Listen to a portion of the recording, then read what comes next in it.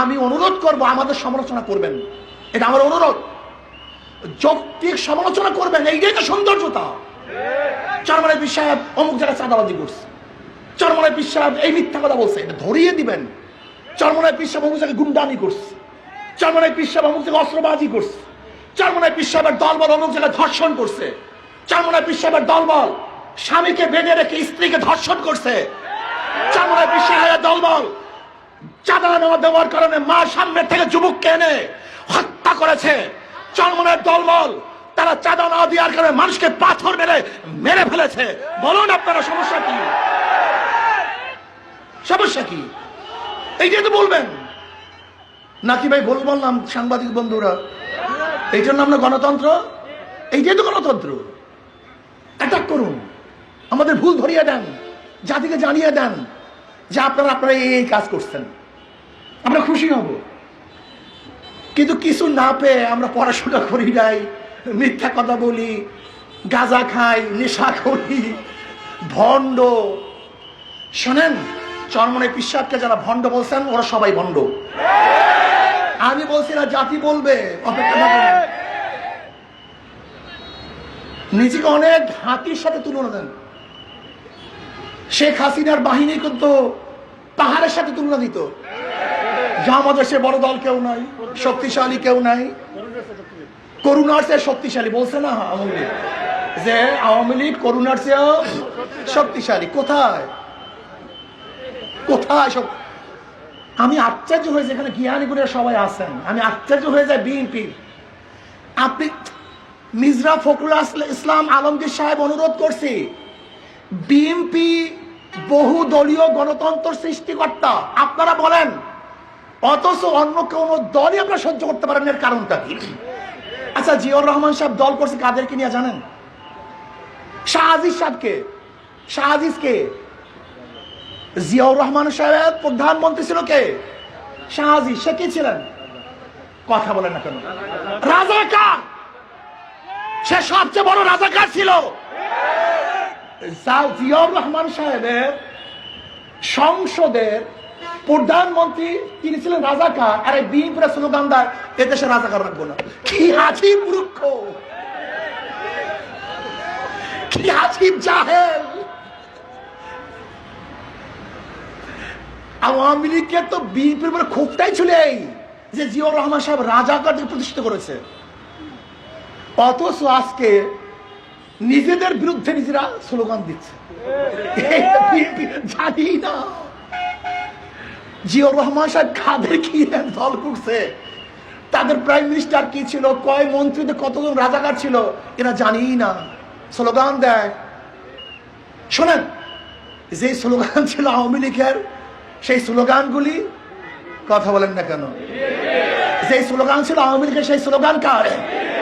যে স্লোগানের জন্য আওয়ামী লীগ ধ্বংস হয়েছে, সেই স্লোগানের জন্য বিএনপি ধ্বংস হবে। লিখে রাখুন, লিখে রাখুন, যে স্লোগানের জন্য আওয়ামী লীগ ধ্বংস, একই স্লোগান যদি আপনি দেন, আপনি ধ্বংস হবেন। যেই পথে গিয়ে অবকে ধ্বংস হয়েছে সেই পথ আপনি ধরলে আপনিও সেই পথে ধ্বংস হবেন। যেই বক্তব্যে একটা বক্তব্য ছিল শেখ হাসিনা রাজাকারের বাচ্চা, এই এক রাজাকারের বাচ্চা বলার কারণে তার মসনদ ধ্বংস হয়ে গেছে। সেই শেখ হাসিনার রাজাকার আপনার মুখে আসছে, আপনার ধ্বংস হয়ে যাবেন, নিশ্চিত ধ্বংস হবেন। এর জন্য আমি অনুরোধ করব, বিএনপি যারা করেন করেন, পড়াশোনা করেন, শুধু ওই চকির তলা থেকে রান্ডা বের করেন না, পুরানো অস্ত্রগুলি বের করেন না, ছুরি টুরি বের করেন না, পড়াশোনা করেন, জানেন দল কি জিনিস, বিএনপি কি জিনিস। আমি চ্যালেঞ্জ দিলাম, যারা বিএনপি করে ওরা বিএনপি নীতিমালা পড়ে নেই, বিএনপির আদর্শ সম্পর্কে জানে না, বিএনপি শব্দের অর্থ জানে না, বাংলাদেশ ন্যাশনাল পার্টি জাতীয় পার্টি কি জিনিস ওরা জানে না। ওরা দল করে না, ওরা চাঁদাবাজি করে। ওরা দল করে না, খুনের আশ্রয় স্থান খোঁজ করে।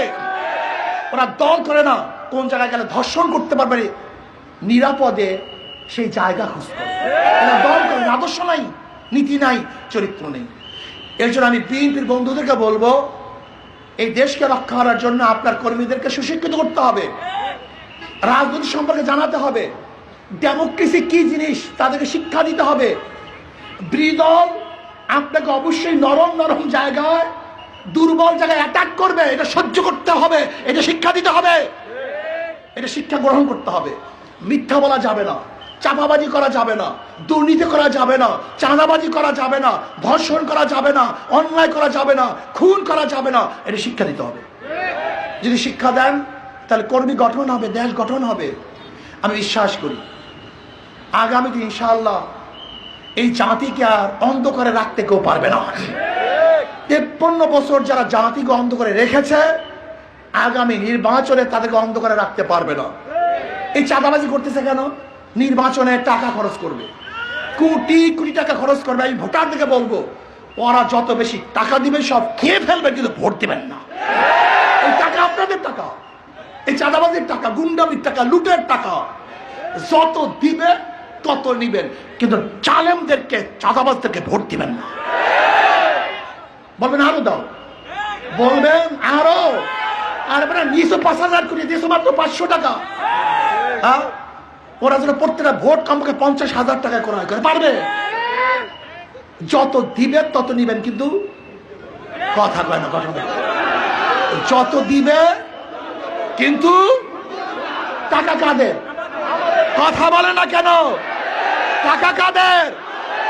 যত টাকা দিবে তত নিবেন, কিন্তু যারা টাকা দিয়ে ভোট ক্রয় করবে, মনে করবেন ওরা রাজনীতি করতে আসে না, ব্যবসা করার জন্য আসছে। ওদের ব্যবসায় হারিকান ধরাইয়া দিবেন,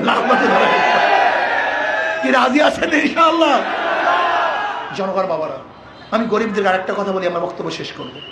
ও বাবা, আমি তো আপনাদের আপন, ইসলাম তো আপনাদের সবচেয়ে আপন, ইসলাম তো আপনাদের মুক্তির জন্য এসছে। আমার নবী আলাইহিস সালাম কি বলেছেন জানেন?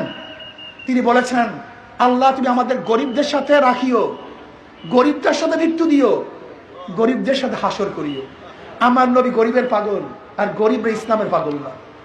আপনি কি জানেন ইসলাম হুকুমাত হলে কি হবে? আগামী 5-10 বছরের মধ্যে প্রত্যেকটা গরিব দরিদ্র সীমার উপরে চলে যাবে। বর্তমানে পুঁজিবাদী অর্থনীতি ধনীকে ধনী বানায়, গরিবকে গরিব বানায়। আপনি যাবেন ব্যাংকে, ম্যানেজার সাহেব আমাকে 10 লক্ষ টাকা লোন দেন, ম্যানেজার সাহেব কি বলবে? মর্গেজ দেন।